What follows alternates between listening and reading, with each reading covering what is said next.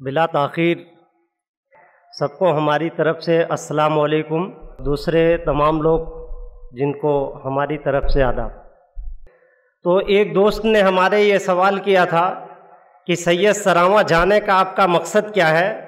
میں پہلی بار یہاں آیا تھا تو میرا کوئی مقصد نہیں تھا، میرا کوئی ویژن نہیں تھا۔ الہ آباد ہائی کورٹ میں بحث کرنے آیا تھا، اور ذیشان بھائی چونکہ ہمارے ہم جماعت تھے الجامعۃ الاشرفیہ مبارک پور میں، تو ٹیلی فون پہ کسی معاملے کو لے کر کے میری بات چیت ہوئی تھی، تو میں نے کہا کہ جب بھی الہ آباد آؤں گا تو آپ سے ملاقات کروں گا۔ پچھلی بار جب میں آیا تو میری ایک چھوٹی سی ملاقات تھی، لیکن اس ملاقات کے بعد جب میں لکھنؤ گیا تو میرے دوستوں کے بیچ میں کچھ باتیں ہوئی، اور انہوں نے پوچھا کہ خانقاہ کا غرض و غایت اور مقصد کیا ہے۔ جو میرے الفاظ نکلے تھے وہ ایک لائن کے تھے، اس سے زیادہ کا نہیں ہے، کہ مفتی رحمت، ذیشان اور اظہری صاحب اگر یہاں پہ ہیں تو I need no explanation with regard to the Syed Saravan. یہ ہماری اوپینین ہے، اور اگر ایسے لوگ آپ کے ساتھ جڑے ہوئے ہیں تو بلا شبہ اس کڑی میں مجھے بھی آپ اپنے ساتھ جوڑ لیں، اور اسی کڑی میں ایک شعر کے ساتھ آگے بڑھ رہا ہوں۔ بہرحال میں ابھی کسی سے بیعت نہیں تھا، مجھے ابھی تک دنیا میں کوئی خانقاہ ایسی نظر نہیں آئی تھی جس سے میں بیعت کے راستے پہ چلوں اور طریقت کے راستے کو دیکھوں۔ دیکھنے کا مجھے دنیا میں بہت سارا موقع ملا، اور مذاہب کے بارے میں نے بہت ساری چیزوں کو پڑھی ہے۔ ایک شاعر نے کہا تھا کہ دوستی میں شرطیں لگائی نہیں جاتی، حضور آپ کو نظر ہے، دوستی میں شرطیں لگائی نہیں جاتی، میں جیسا ہوں قبول کیجئے ہر کمی کے ساتھ۔ اب میں اپنی گفتگو کی اس کے بعد سے شروعات کر رہا ہوں۔ ہمارے دوست اس سے پہلے بھی تقریر کر رہے تھے، وہ یہ کہہ رہے تھے کہ دنیا میں آپس میں سب لوگ بھائی ہیں۔ ہمارے یہاں کہتے ہیں کہ کلو مومنین اخوا، ہر مومن بھائی ہے۔ اگر آپ کا پڑوسی ایکس وائی جیڈ کوئی بھی ہو، اس میں کہیں پہ ایکسپلینیشن نہیں ہے، تو اس میں یہ ہے کہ ہمارا پڑوسی اگر بھوکا ہو تو ہماری 40 سال کی عبادتیں ہمارے منہ پہ مار دی جائیں گی۔ ہندوستان کے مسلمانوں کے لیے یہ درس عبرت ہے، تمہارے ارادوں میں کمی آئی، تمہارے اخلاق میں کمی آ رہی، تمہارے جذبات اور سپورٹ میں کمی آئی، اس لیے تم سے تمہارے لوگ اور تمہارا بھائی ناراض ہے۔ اس لیے آپ کو امن و اخوت کا جو پیغام اسلام نے دیا ہے اس کی طرف آنا ہے۔ میں سمجھتا ہوں کہ ایک تاریخ ذرا خواجہ معین الدین چشتی کی طرف لے چلو، کیونکہ یہ کہتے ہیں کہ ہندوستان میں وہ سلطان الہند ہیں، ان کو یک طرف ہندو بھی مانتے ہیں، جین بھی مانتے ہیں، سکھ بھی مانتے ہیں، عیسائی بھی مانتے ہیں، اور ہم تو مانتے ہی مانتے ہیں۔ جب خواجہ معین الدین چشتی صاحب اجمیر کی سرزمین پہ آئے تھے، آپ سے ایک سیدھا سوال ہے کہ اجمیر میں اس سمے کون سی زبان بولی جا رہی تھی؟ اس پہ آپ کو غور فکر کرنا ہے۔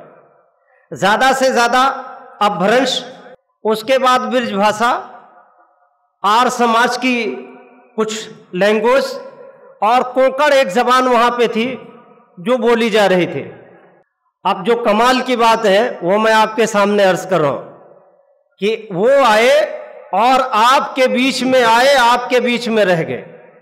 حضرت خواجہ معین الدین چشتی نے اسلام کی تبلیغ بھارت میں شروع کی تھی، لیکن ہم یہ کیوں نہیں سمجھنا چاہتے ہیں کہ انہوں نے ہمارے ہندو بھائیوں کے بیچ میں دین اسلام کو کیسے پہنچایا تھا کہ 990 لاکھ لوگوں نے کلمہ پڑھ لیا تھا۔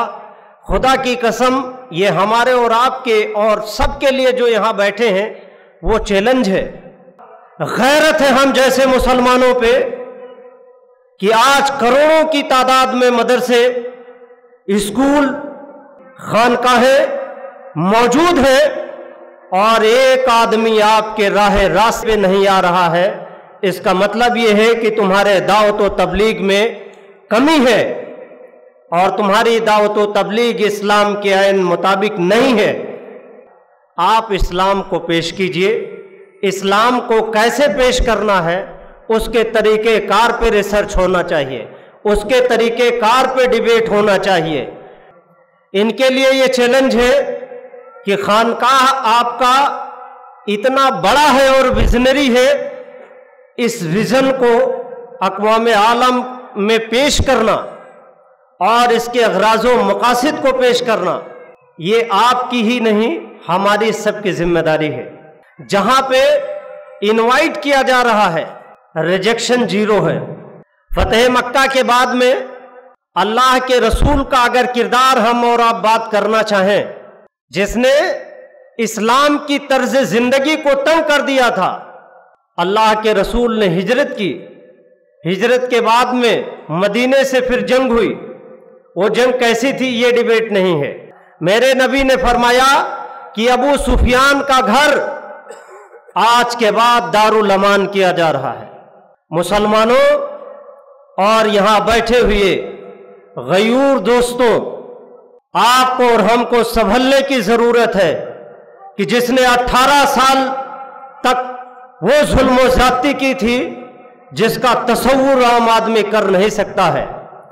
ابو سفیان کے گھر کو اللہ کے رسول نے دارالامان گھوشت کر دیا تھا۔